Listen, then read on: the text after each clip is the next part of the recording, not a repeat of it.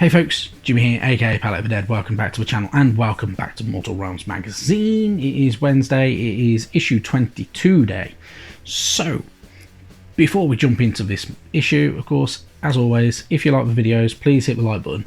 If you haven't already, subscribe to the channel and drop a comment down below. It's always very nice to hear from everybody, and I do try to respond to them as fast as I possibly can.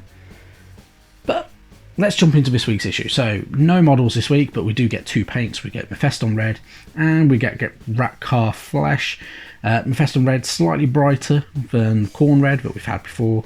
Ratcar Flesh is that kind of khaki kind of colour. Kind of beigey khaki. Hard to describe. It's, yeah, a paint that you will find use for, but probably not huge amounts of use. They are good for dry brushing though.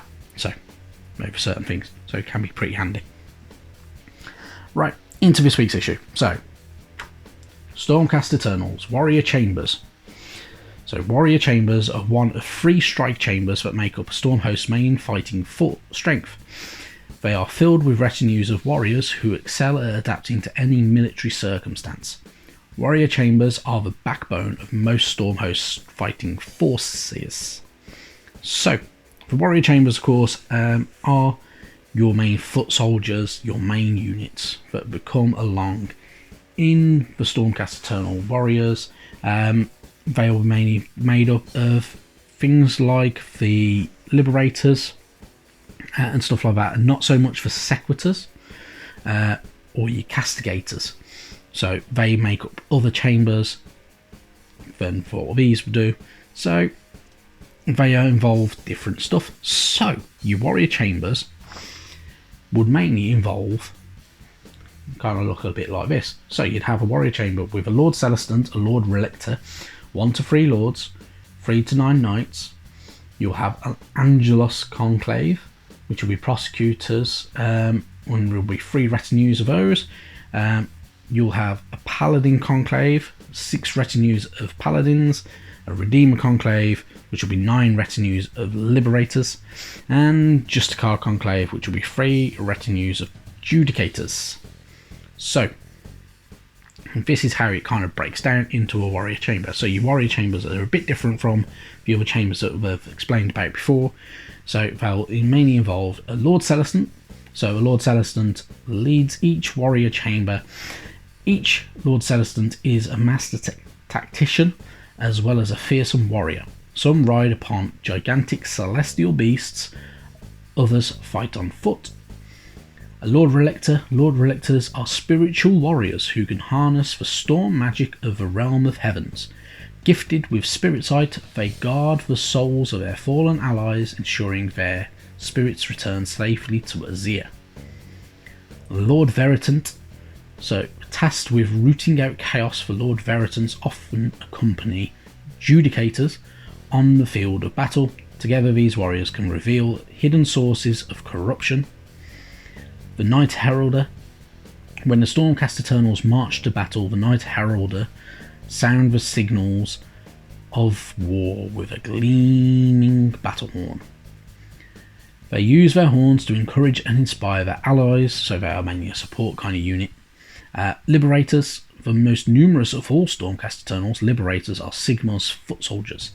They are hardy warriors with a strong sense of justice and honour. They form the main strength of the Warrior Chamber. Judicators. Judicators are archers from the Justicar Conclaves. They can fire their arrows at great range. They have been known to destroy huge enemy forces without suffering any casualties in return. And of course, any information a bit about Lords and Knights. So whilst they are all led by a Lord Celestant, the Lords and Knights that make up the command echelon can differ between each individual Warrior Chamber. There are many kinds of Lord and Knight, each with their own set of skills and responsibilities, both on and off the battlefield. The Lord Celestant selects which of these mighty heroes he requires for the battle at hand. So normally what the Lord Celestant will do, he'll pick out his main kind of body of units, depending on who he needs in his kind of chamber, depending on the task at hand.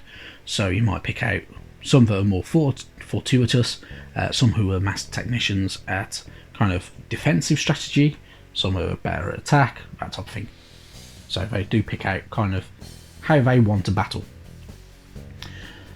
More information on Rise of a Wraith, so more backstory between the Nighthorns. So part 3 of Rise of a Wraith, we've already had first couple of parts before, but this one, of course, is going on about actually Lady Oleander. So, long before being chosen as a Mortarch of Grief, Lady Oleander had been cursed to an eternity of undeath by Nagash.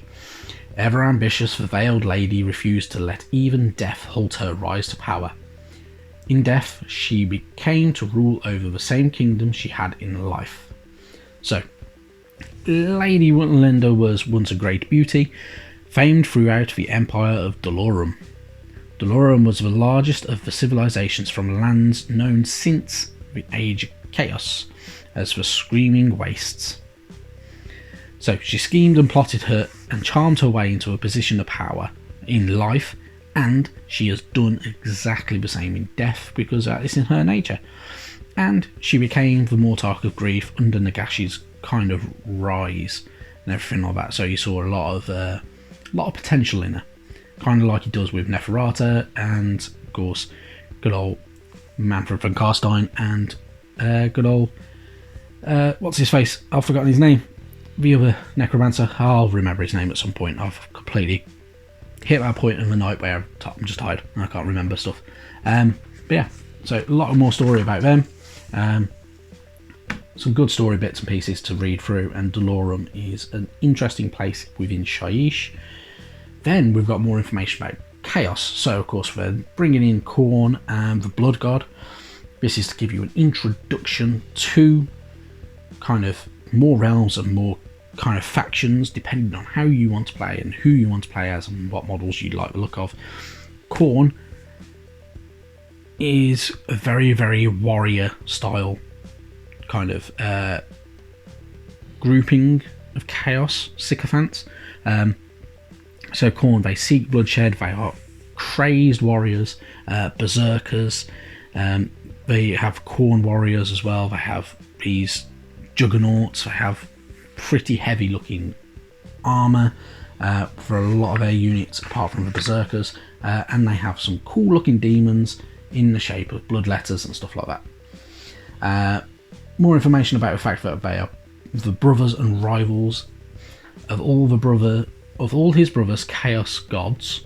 Khorne despises Slaanesh for most. Slaanesh's decadence is directly at odds with the blood god's preference for directness and slaughter. So Slaanesh is all about the decadence, all about sin, and loves that kind of characteristic and that hedonistic ability, and is, you know, very, very, as I've said last week, is quite actually sexualized in a lot of models. A little bit odd looking sexualized, but very sexualized in its way. Tzeentch, Khorne is a god of war and hates magic, seeing those who practice the arcane arts as cowards. This leads him to regular conflict with his brother Tzeentch. So Tzeentch is the chaos god of magic, utilizes a lot of magic, the changer of ways and everything like that, and the fates, and looks at everything in that way, and has plans within plans within plans, all very based of what can happen and everything like that throughout the unpredictability of kind of war and battle. Then we've got the battle kind of story of gore and glory. So in the vast magma waste of Akshi's Great Parch, Khorne's followers battle the Stormcast Eternals for supremacy.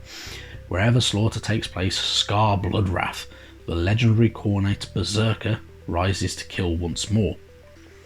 So information about him, and you get a little bit of information about Bloodletters and Blood Warriors. So the lowliest of Khorne's many demons, Bloodletters are fragments of their god's fury.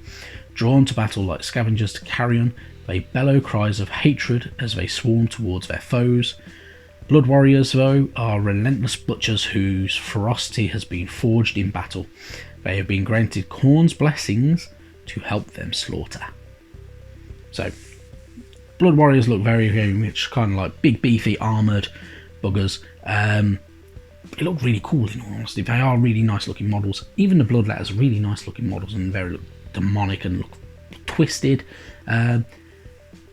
But with Bloodletters, there's not huge amounts you can do with them because they are designed to be red. Khorne would only really have them in red, in all honesty. But they carry these awesome looking swords, which are really cool.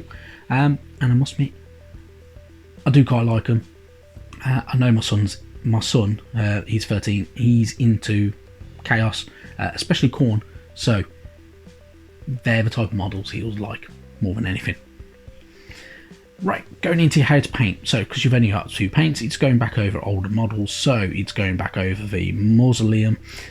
So, get all your mausoleum pieces if you haven't already completed them and painted them. And get your new paints out. So, you've got your Ratcar flesh. So, dry brush it over your ground texture. Highlights it. It'll make it look very nice and gives it a nice look over the raised areas of dirt. And stops it from being a monotone brown, which is what you want, in all honesty. Mechanica Standard Grey, it is advising you to use a Mechanica Standard Grey over small rocks and some dry brush areas that you can use as well, which will make it look really nice. Same with Corax White as well, over Mechanica Standard Grey. Very basic skills, but they are very handy. Once you've mastered them, you can get on with mastering other bits and doing little bits and pieces as and when you want, which can change it how you want the model to look like. Ratcar flesh, they suggest using it on skulls. Good idea, in all honesty. However, I would use a Shanty Bone or Wraith Bone, and then use a Wash or the Skeleton Horde contrast paint, which will be even better than what they're using there. Dryad bark on branches and stuff like that, of course, because it looks like wood, of course, so why wouldn't you? And then your Mephiston red over all them red roses that are intertwined with the gates, walls and stuff like that as well. So gives you a nice bit of colour and makes it look a lot more like that. So it does add a lot more colour to your Sigmar Mausoleum if you haven't already finished painting it, of course. Just remember to do both sides of the walls and fences as you go. Then onto your War Scrolls. So they're giving us the expanded War Scrolls for the Night Quester and your Dreadblade Harrow as well, so you can improve your battles, use some of the different features that they have and different abilities to more of an understandable extent in your battle games. And then they also have the battle plan for Dread Forest, which is a Night Quester and 9 Sequitors going up against 15 Chain Rasps and the 2 Dreadblade Harrows. Start off as the Night Haunt, so whoever's playing as Night Haunt gets to go first, and have fun on that Gairan battle mat as well. Right, next week we've got some cool stuff. So next week we've got issue 23, we're getting more Stormcast, so we're getting 4 Liberators and a Prosecutor, Prosecutor being the first aerial unit that we've got from Stormcast Eternals. I've never had the Prosecutor. I've had 1 or 2 Liberators, and in all honesty I don't know where they are anymore, so I'm looking forward to getting those. That'll be really nice paint and I can't wait to get going with them. Issue 24 though is one to look forward to as well.